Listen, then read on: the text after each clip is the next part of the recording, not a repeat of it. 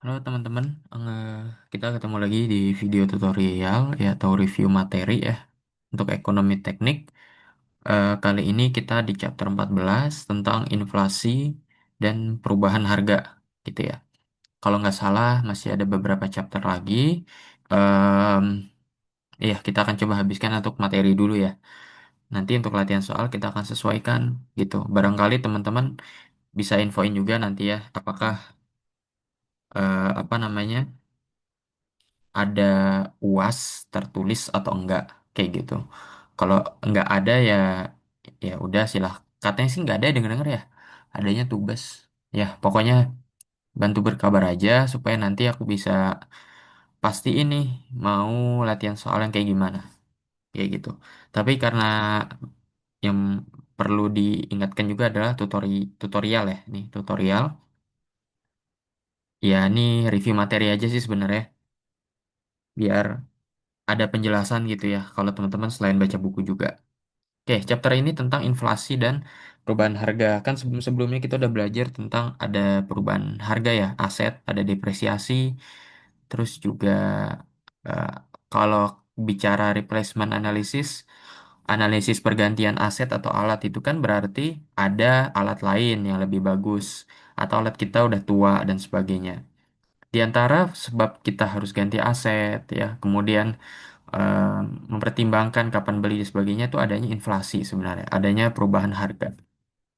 Jadi di chapter ini bakal dibahas sebenarnya nggak begitu dalam ya, basic-basicnya aja. Ini outline yang dibahas pertama tentang makna dari inflasi itu sendiri, kemudian ada analisis, ada dua dua apa ya, dua status uang lah ya. Ada constant dollar, ada actual dollar. Ya ini bisa kita ganti dengan rupiah ya, konstan rupiah dengan aktual rupiah. Ya, intinya nanti kita lihat apa itu mata uang konstan dan aktual. Kemudian ada juga indeks perubahan harga, ya. Kemudian cash flow, kita bikin cash flow dengan tingkat inflasi yang berbeda-beda, dengan different inflation rate yang berbeda-beda, itu gimana cash flow-nya. Kemudian efek inflasi pada after tax analysis. Terakhir kan kita bahas analisis keuangan itu, eh, kita kasih depresiasi, kita kasih pajak gitu ya, sehingga dapat after tax cash flow kan gitu ya. Sekarang kita lebih realistis lagi ada efek inflasi di sini. Dan terakhir mungkin kita akan lihat bagaimana kalau eh, dibuat dalam spreadsheet, membantu menghitungnya dengan Excel atau spreadsheet untuk menghitung inflasi. Ini yang pertama ya, kita mengenal dulu makna dari inflasi. Inflation causes money to lose purchasing power. Intinya uang kehilangan daya beli gitu ya kalau bahasanya tuh kehilangan daya beli.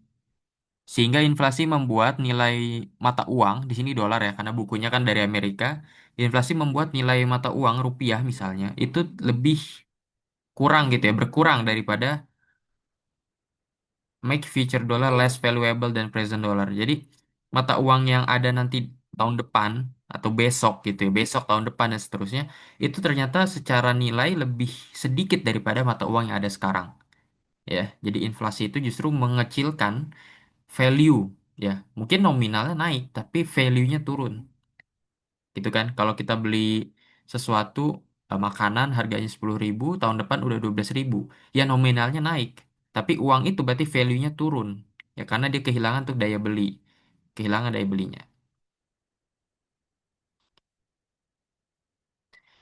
Lawan dari inflasi adalah deflasi ya. Ini kebalikannya ketika purchasing power-nya increase.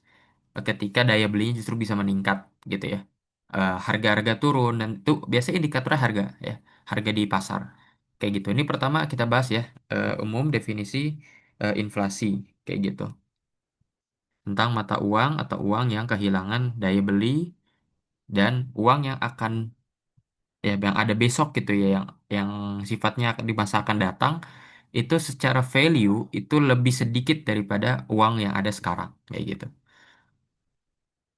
Nah, ini sebab-sebab terjadi inflasi ya. Kenapa inflasi bisa terjadi? Yang pertama, money supply ya, adanya suplai uang gitu ya. Money available to consumer in the general economy increase faster than the goods available.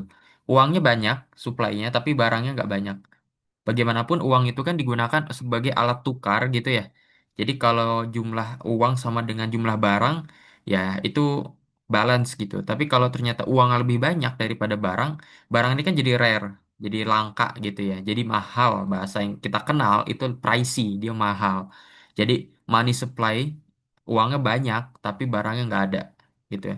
Jadi money available to consumers, uang yang ada dan sampai ke tangan kita itu increases faster than the good available. Barang-barangnya nggak lebih banyak daripada uangnya. Itu yang bikin ada inflasi gitu. Jadi untuk satu barang butuh sekian rupiah dan seterusnya. Itu dari sisi moneter ya. Sisi moneter, sisi keuangan, status uang. Yang kedua adalah ini tingkat pertukaran exchange rate, yaitu perubahan harga yang menggambarkan currencies in different countries. Ini terjadi ya di dunia kita sekarang. Bagaimana mata uang itu seringkali acuannya kan dolar, gitu ya, dolar Amerika. Jadi bisa jadi inflasi. Salah satu sebabnya kalau misalnya eh, ada masalah di tingkat pertukaran mata uang gitu ya. Kayak sekarang dolar udah 16.000 sekian ya, 16.600, 16.500. Ya dulu masih mungkin 10.000 ya, pernah di 14.000 ya beberapa tahun 10 tahun yang lalu mungkin itu ya. Jadi nilai tukarnya melemah. Itu menyebabkan inflasi juga, kenaikan harga-harga.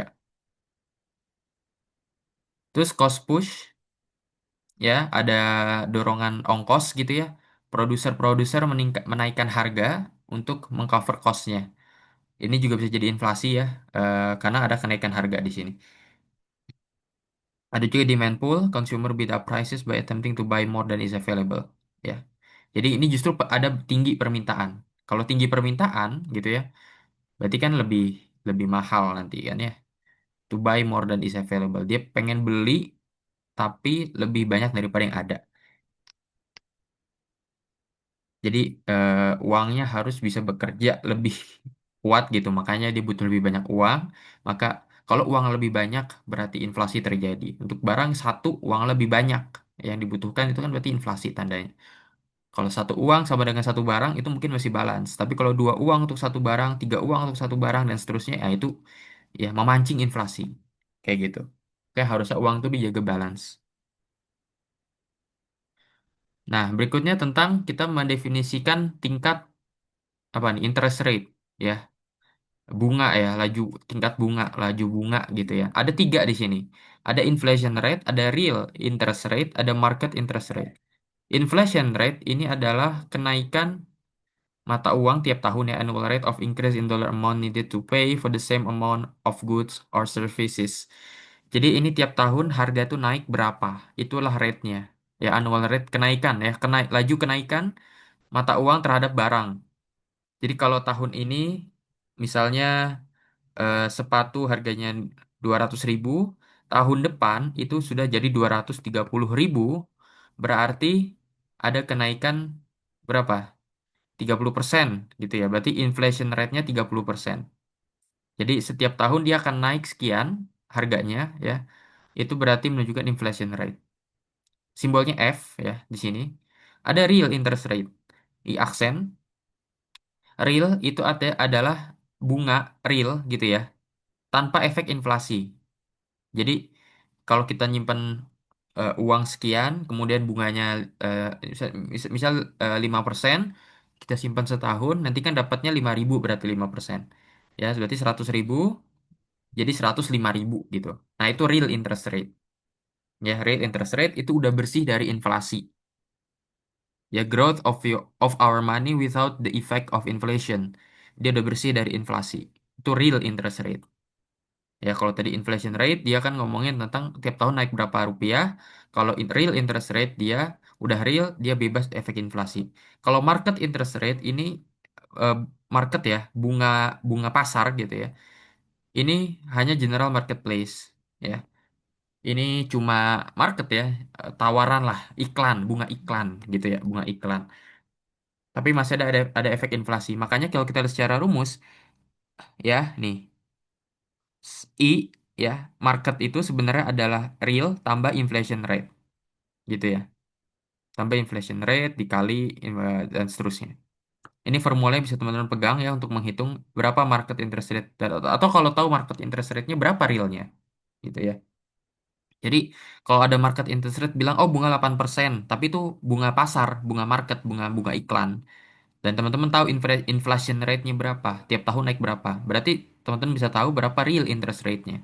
Ya, jadi sebenarnya cuma dapat berapa sih bunga realnya gitu, yang udah bebas inflasi. Ya pakai formula ini. I sama dengan I aksen tambah F tambah I aksen kali F. Nah, ini contoh perhitungannya ya, real interest rate calculation. Tadi kalau kita tahu berapa yang realnya, I itu yang market ya. Nah, I itu yang market. Ini marketnya 5,5%, inflation rate-nya 2%. Kelihatannya dia si bank ini mungkin ya bank pay 5.5% interest compounded annually, tapi ternyata ini kan iklan doang dia bunga 5,5% ya. Realnya ternyata cuma 3,4%. Kenapa? Karena ada efek inflasinya itu 2% misalnya. Kayak gitu. Jadi ini penting untuk kita tahu berapa real sebenarnya bunga-bungaan ya. Ini 8% misalnya. Inflation rate 8%. Bunga bilang 5,5%. Realnya malah min 2,3%. Malah kita minus di situ. Ya. Oke, lanjutnya ini tadi tentang pengaruh inflasi ya, pengaruh inflasi kepada bunga. Berikut tentang actual dollar and real dollar definition. Ada aktual, ada real atau aktual sama konstan. Ya, ada aktual, ada real. Nanti mungkin ini ada lagi nggak ya? Oh, aktual dolar itu cash money, circulating dollar. Ini aktual dolar atau real.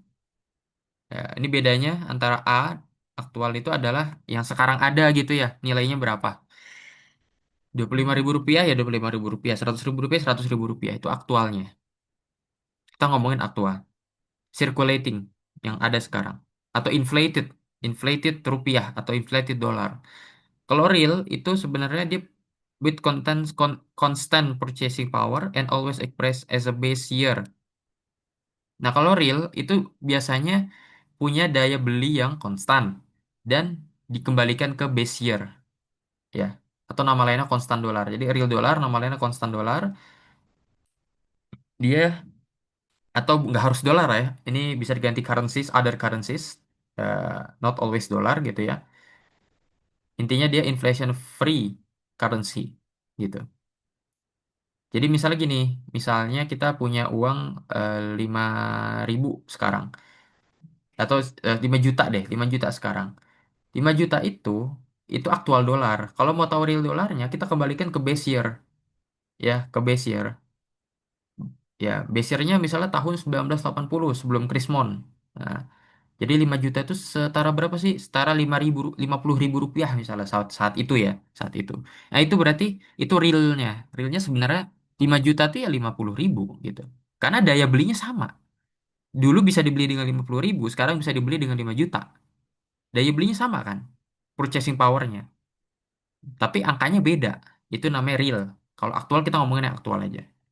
Atau constant dollar. Bedanya apa? Kalau kita mau ngomongin aktual dolar, kita pakainya market interest rate. Bunga yang kita pakai bunga iklan, bunga pasar. Tapi kalau mau pakai real atau pakai constant dollar, kita pakainya real interest rate. Sama-sama real yang dipakai. Gitu ya. Jadi inflasi untuk periode nol ya ini kayak gini inflasinya. Real interest rate calculation, nah ini eh, kita diberikan I-nya berapa, F-nya berapa, bisa tahu I aksennya berapa, ya. Artinya ini marketnya berapa, inflation rate-nya berapa, dan realnya berapa, gitu ya. Nah, the buildings cost in 1960 ini 1.200.000 dolar, gitu. Ini aktual dolar di 1960, gitu ya. Tapi kalau 2015 berarti jadinya berapa? Daya si 1.200.000 ini ya punya daya beli setara hari ini 82 juta sekian gitu. Ini namanya real dollar, ini aktual dolar gitu. Ini ada beberapa contoh lagi ya. How much the gift will worth in 2015 in terms of. Nah, ini pakai real dollar ya. Kenapa? Karena kita menyamakan purchasing power, daya beli. Kalau apa nih? Ya, R-nya 1.200.000 ya. Jadi 1960. Di 2015 berarti segini. Ah, kayak gitu ya. Ini contoh-contohnya teman-teman bisa baca di buku ya. Intinya cuma mengkonversi nilai. Kayak kita kemarin belajar NPV ya, net present worth atau net net present value (NPV). Itu sama kayak gini konsepnya. Kita cuma narik-narikin angka. Cuma yang ditarik di sini adalah purchasing power-nya ya. Karena ada laju inflasi dan ada bunga bunga khusus ya. Kayak gitu. Ada market, ada real, interest rate. Nah, ini analisisnya ya kalau kita pakai konstan dolar dan pakai then current dollar. Pakai A ini aktual, R itu real. Kalau kita pakai real, kita tidak memperhitungkan inflasi pada analisis kita, ya. Most cost and benefit have prices increases at about the same rate as general inflation. Jadi tetap ada kenaikan harga, bukan kita nggak ini inflasi ya sebenarnya. Kita nggak masukin faktor berapa persen inflasi, tapi most cost and benefit itu increase at the same rate as general inflation. Jadi semua barang inflasi secara general berapa nih? 10%, 2%. Tiap tahun naik harganya berapa? Dan semua biaya ongkos kita, termasuk biaya keuntungan yang kita dapat, itu juga tiap tahun naik segitu. Kan kayak menegasikan tuh efek inflasinya. Cost-nya naik 10%, benefit juga naik 10%. Gitu. Makanya kita bisa bilang ignoring inflation. Ya, itu kalau kita pakai real, nilai real. Kalau kita pakai real currency, kita akan pakai real interest rate i-aksen. Kalau pakai then current dollar, nah nama lain dari aktual itu adalah then current, ya. Dia menggunakan inflasi karena kita ngomongin tentang uang sekarang, itu uang sekarang ini udah kena inflasi, gitu ya. Ini contoh analisisnya, ya. Kalau kita pakai A, kalau kita pakai R, ya. Ada apa nih? Ini alpha, ini beta. Kalau misalnya kita pakai constant dollar analysis, kita pakai then current. Ini pakai nilai R ya. Ini pakai nilai R, dihitung R-nya berapa dengan formula yang udah diberikan ya. Tadi rumus di depan. Jadi harganya tiap tahun makin naik tuh ternyata, gitu ya. Perusahaan alpha ini beta segini, dia konstan. PW-nya bisa tahu dihitung ya. Kalau pakai analisis A, nah ini bisa dilihat juga ya naik juga ya, naik juga gitu. Faktor inflasinya pakai I 25%. Kalau ini dia pakai I aksen 20,8%. Ya, tadi ya. Jadi kalau mau pakai nilai R, pakainya yang real, menghitung nilai A, pakainya yang I aja. Pakai yang market interest rate.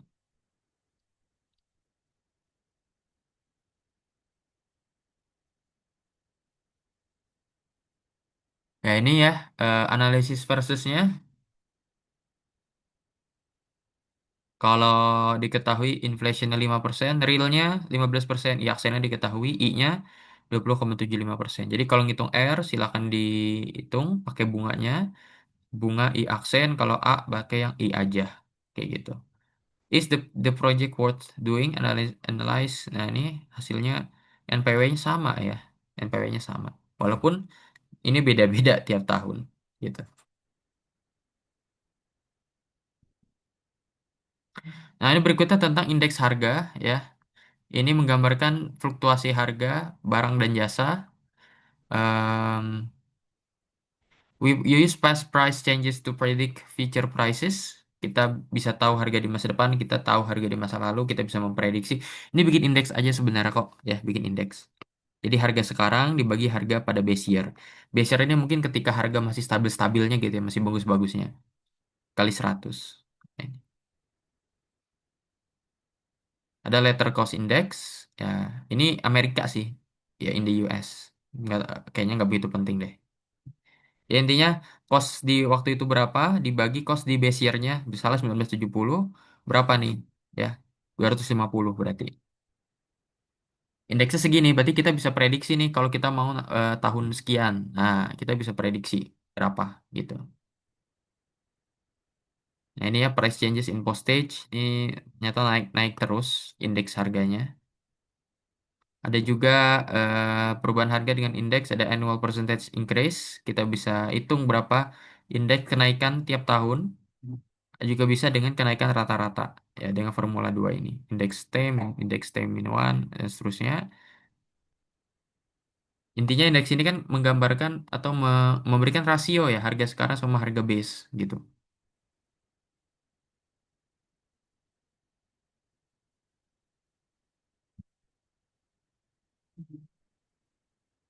Jadi memprediksi harga ini kayak gini.